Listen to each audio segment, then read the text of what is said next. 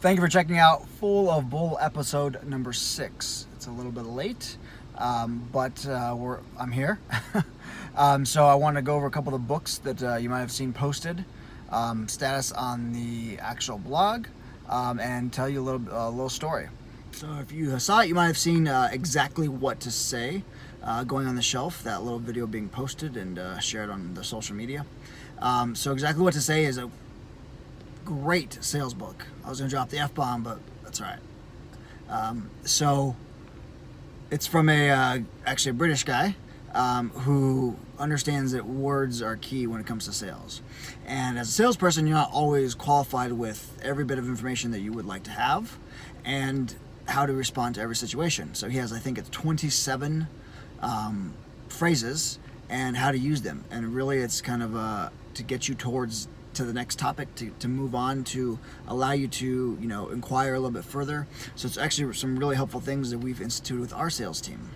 So I highly recommend that you check that out if you have anything to do with sales. You might have seen Triggers by Marshall Goldsmith go up.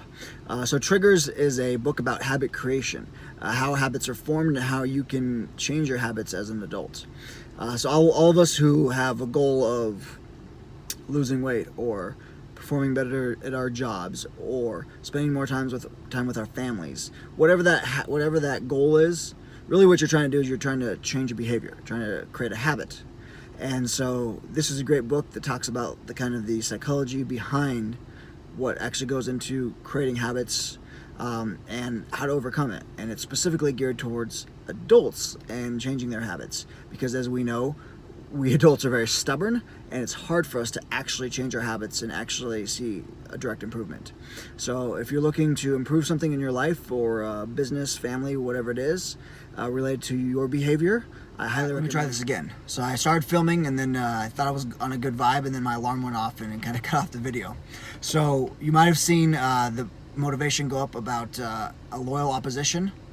And it's a phrase from politics. So those of you who live and die politics, first of all, you should get a hobby. Second of all, you understand what a loyal opposition is. It's not nearly as common in today's politics because it's more spitting venom and hate than it is about doing what's best for the people that you represent, but that's a different topic. So loyal opposition is the person who's going to hold you accountable, who may not agree with what you're doing, they may not always side with you, but they understand that what you're doing is coming from a place of love and respect. And they love and respect you enough to call you on your bullshit, rather than let you go make decisions and do stupid ass things without someone saying something. That's the person who's going to call you on it. Most people want friends who are going to just rubber stamp the decisions that they've already decided to make or they've already made, rather than calling them on it and saying, no, that's a terrible idea, you shouldn't do that. Or, why would you do that? Don't do that again, that's really dumb. But that loyal opposition is the person who's going to do that. You may run something by them, and you may or may not take their advice, but you appreciate where they're coming from, and it's a concern that you care about and you should take into account.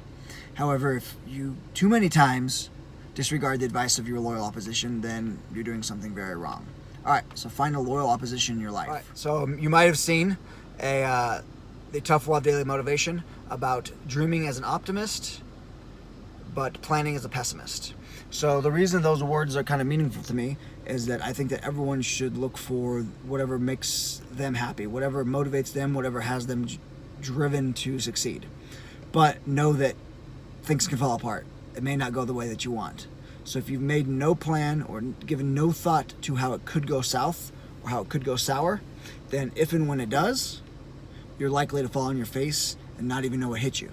So you need to plan for that. You need to prepare for that and be aware that the worst case scenario could happen. If you are aware of the worst case scenario, chances are that's not going to happen.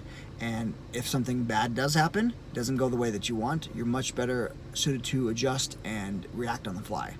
So be aware that be an optimist, but understand the pessimistic side of yourself, and understand that needs to be addressed too, because you need to prepare in the event that things don't turn out the way that you want them. All right, so it's a little bit of story time. So I have a story about my parents and my first venture into owning my own business. So my parents didn't know anything about being a business owner. We, as a family, had very little exposure to someone who was an entrepreneur, someone who was a successful business owner. So it was kind of a new concept. For some reason, I kind of naturally gravitated towards that, even when I was young. So when I was 16 or 17, I worked at Red Lobster as a host. And if you've never worked at Red Lobster, it's a great company. And if you haven't been to Red Lobster recently, go have the Cheddar Bay biscuit. They're still just as good as they used to be. Anyway, so I started a handyman service. So I made flyers, made business cards, posted signs, and I started to get clients. My aunt was the first client because she needed stuff done around her house and didn't want to do it. So I would do that for her. Started building my client base, and it wasn't going too bad. And I took on a job that someone had asked me to clear out some rock from their backyard, just kind of gravel. It's Arizona, so it had a gravel backyard. I significantly underbid how much time and energy and money would take to remove that gravel, and then what the hell was I going to do with it afterwards? And I way overestimated how much gravel my truck at the time could hold, which isn't very much. And so by the time I paid my friend for a couple weekends of work, paid for gas, and figured out places I could put that rock without having to pay to take it to the dump, I lost $100, $200, something like that, which at the time, for me was a ton of money. And, it was a huge hit in terms of, my mentality related to owning a little business. So I went to talk to my parents, and again, my parents don't have any understanding about being a business owner. And I remember my mom saying, not really having much to say other than, oh, we have this friend who has this business, and you don't think that they've ever lost money to get business? And in my mind, I was like, why would you lose money to get business? Like, that sounds like it's not fun. That sounds like it's not a very solid business plan.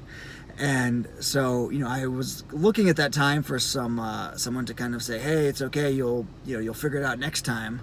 And really was just my idea at that moment of owning your own business was the bad thing was kind of reinforced.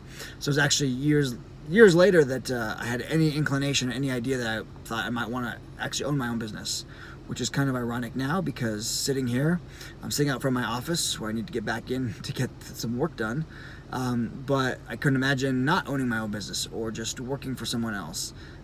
So it's kind of funny how things come full circle. So just because you feel like you're in a mindset right now doesn't mean that mindset might not change. So don't close those doors. Don't cancel those opportunities simply because you think you might not be interested right now.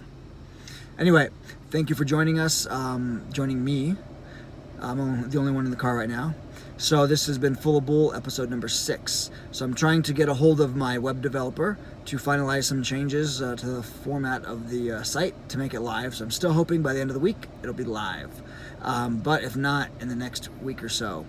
Anyway, I think you guys will like it, and I will send out social media notices once it happens.